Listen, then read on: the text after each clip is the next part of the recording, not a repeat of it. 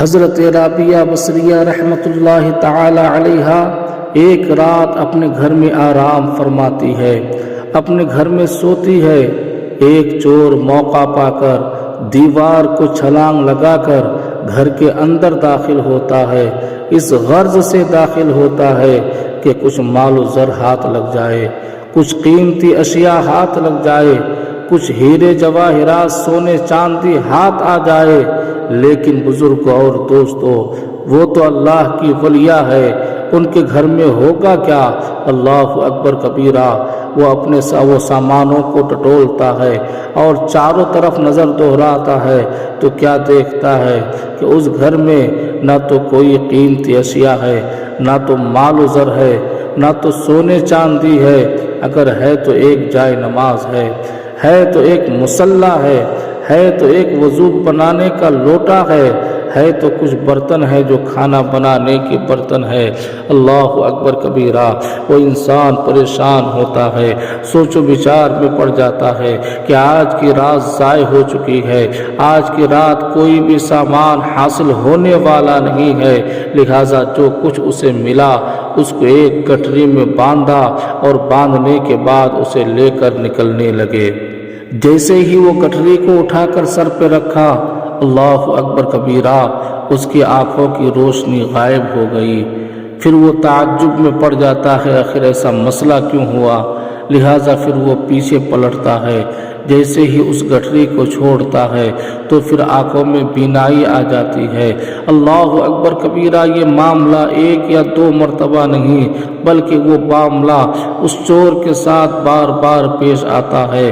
وہ جیسے ہی ہاتھ لگاتا ہے تو آنکھوں کی روشنی غائب ہو جاتی ہے، پھر اس گٹھری کو چھوڑتا ہے، پھر وہ روشنی واپس لوٹ آتی ہے۔ بزرگوں اور دوستوں، جب یہ کئی مرتبہ یہ معاملہ اس کے ساتھ پیش آیا، کئی مرتبہ اس نے کوشش کی گٹھری کو لے جانے کی، تو اس وقت تحف غیبی سے آواز آتی ہے کہ اے چور، تو کیا سمجھتا ہے کہ یہ رابعہ بصریہ سو گئی ہے تو اس کا رب بھی سو گیا ہے؟ معاذ اللہ۔ حضرت رابعہ بصریہ سو گئی ہے تو ایسے نہیں سوئی ہے بلکہ وہ اپنے رب کو سجدہ کر کے سوئی ہے، وہ اپنے رب کی عبادت و ریاضت کر کے سوئی ہے، اپنے رب کی بندگی کر کے سوئی ہے۔ لہٰذا بزرگوں اور دوستوں، جب سے یہ اللہ تبارک و تعالیٰ کی بارگاہ کی مقبول ہوئی ہے، اس کے در پہ انسان تو کیا بلکہ شیطان بھی اس کے در پہ پر نہیں مار سکتا ہے، تو اسے کیسے لوٹ سکتا ہے؟ یہ آواز سننے کے بعد وہ انسان پریشان ہوا۔ اسے معلوم پڑا کہ آج کسی عام گھر میں چوری کرنے کے لیے نہیں آیا ہوں، آج تو میں کسی خاص گھر میں چوری کرنے کے لیے آیا ہوں۔ لہٰذا دبے قدموں وہ دروازے کے قریب آتا ہے تاکہ وہ باہر نکل جائے۔ اسی آشنا میں حضرت رابعہ بصریہ رحمۃ اللہ تعالی علیہا کروٹ بدلتی ہے، اس چور کو جاتا دیکھ کر کہتی ہے کہ اے بیٹا، تو آیا تھا اور چوری کے لیے اور خالی ہاتھ جا رہا ہے، میں تجھے بتاتی ہوں کہ تمہیں اس دربار میں لے کر چلتی ہوں کہ جہاں سے کوئی خالی نہیں لوٹتا ہے۔ اللہ اکبر کبیرہ۔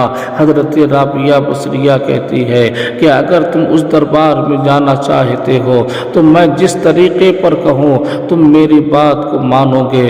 تو چور نے کہا کہ ہاں میں مانوں گا۔ نیت کرتا ہے، جیسے ہی سجدے میں جاتا ہے وہ اللہ کی مقبول بندی اپنے ہاتھوں کو اللہ تبارک و تعالیٰ کی طرف بلند کرتی ہے، آسمان کی طرف بلند کر کے کہتی ہے، مالک یہ تیرا بندہ تیرے در پر، میرے در پر آیا تھا، اسے کچھ نہ ملا، میں نے اسے تیرے در پر بھیج دیا ہے۔ مالک اگر یہ تیرے در سے بھی خالی رہ جائے تو پھر دنیا کیا کہے گی؟ اللہ اکبر کبیرہ۔ حضرت رابعہ بصریہ رحمۃ اللہ تعالی علیہا ابھی یہ دعا کر رہی تھی، اللہ تبارک و تعالیٰ کی بارگاہ میں وہ دعا مقبول ہوتی ہے۔ حضرت رابعہ بصریہ جب اس شخص کے طرف دیکھتی ہے ہے تو کیا دیکھتی ہے کہ سر کو تو سجدے میں جھکایا ہے لیکن سر کو سجدے سے اٹھانے کا نام ہی نہیں لے رہا ہے۔ پوری رات گزر چکی ہے پھر بھی سر کو سجدے سے نہیں اٹھا رہا ہے۔ صبح مؤذن جب اذان دیتا ہے، اذان کی آواز کو سننے کے بعد وہ چور سر کو سجدے سے اٹھاتا ہے۔ حضرت رابعہ بصریہ رحمت اللہ تعالی علیہا اس چور سے پوچھتی ہے، اے چور بتا تجھے کچھ ملا کہ نہیں ملا؟